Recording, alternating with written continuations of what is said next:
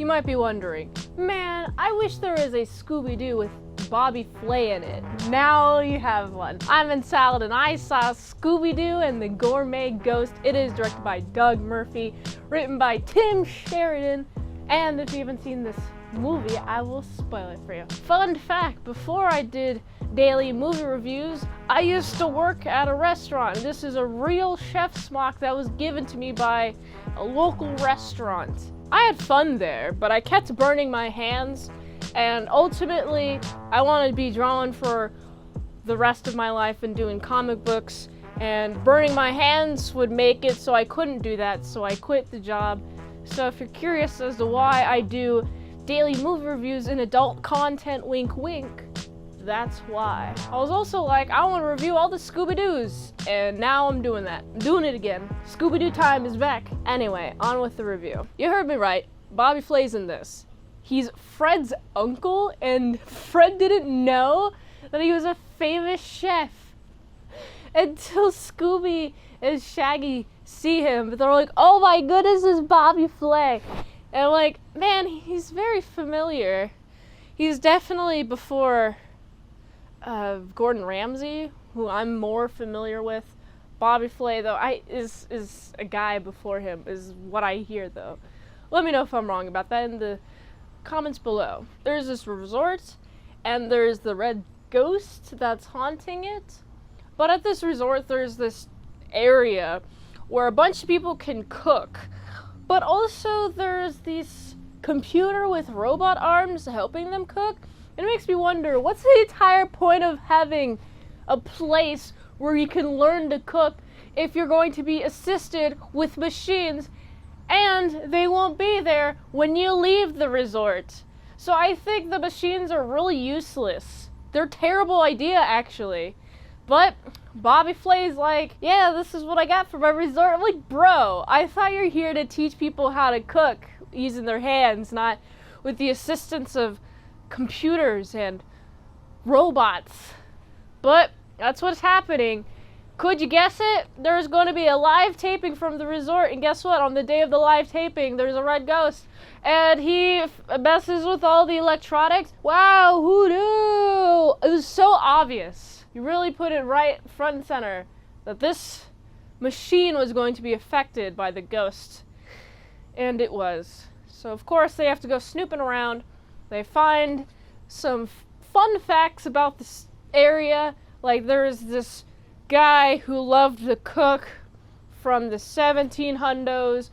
During the Revolutionary War, he fed the French, he fed the British, and he fed Americans, all in one, under one roof. And it was amazing, it was great. And he had these parchment papers that turns out to have troop movement maps. And so this helps with the rumor that he was a traitor, but everybody in the town loves him. But then Scooby-Doo gang finds out that he was a traitor, and they're like, oh my goodness, he's a traitor. But then it's discovered later that actually he was helping George Washington and giving the British troops false ways to get him. And guess what? The Americans won the war because of that man.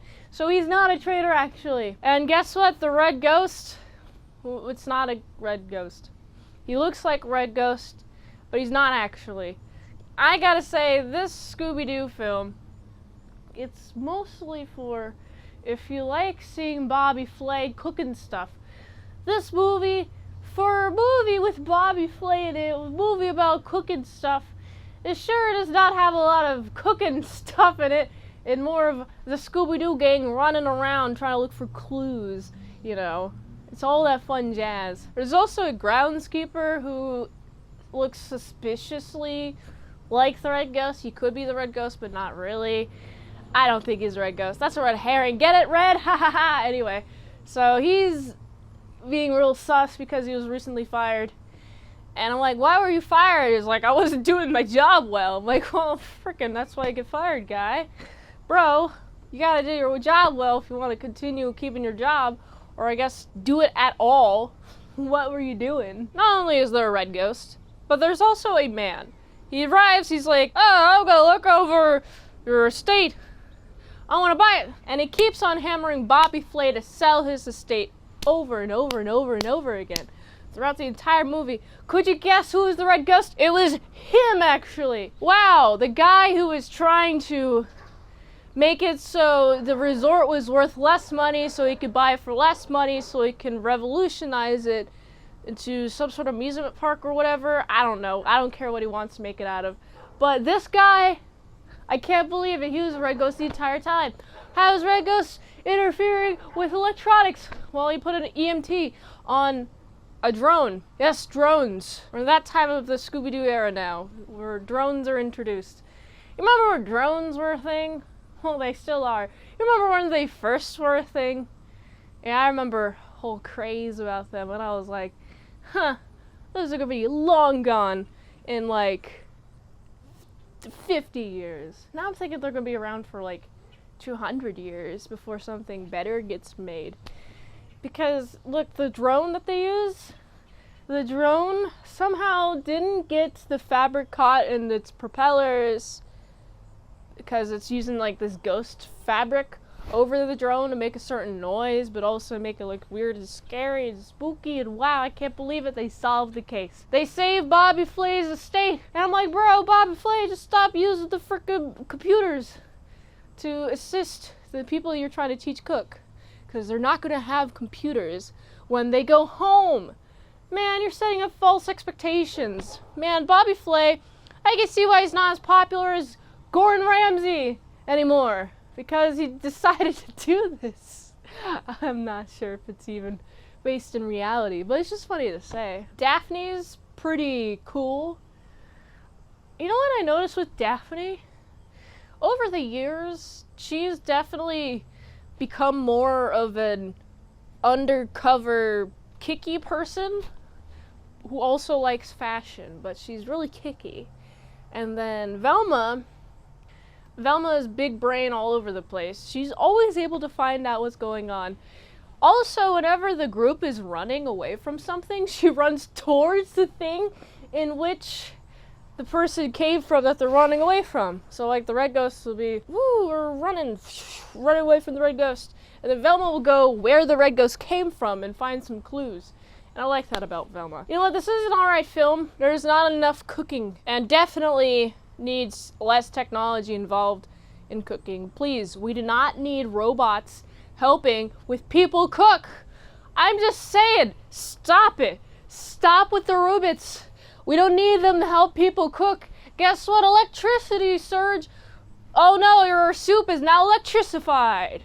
That's because you let a frickin' robot touch your food. I don't let robots touch my food.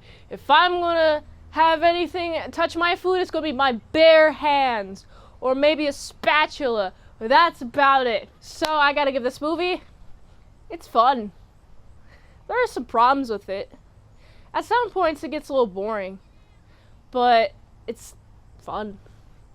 So I'm gonna give this movie a solid 6.6 out of 10. If you like this review, watch another one on the platform you like. Set $20 dinos on patreon.com/ASEPresents for 1 movie review per 1 month. Support the daily grindiness by going to this link tree. It really helps to support the daily grindiness, so go here. And until next time, I'm in Salad Saw. See you later, my sour croutons and bacon bits. Adios. I'm gonna look for something to cook now. Adios.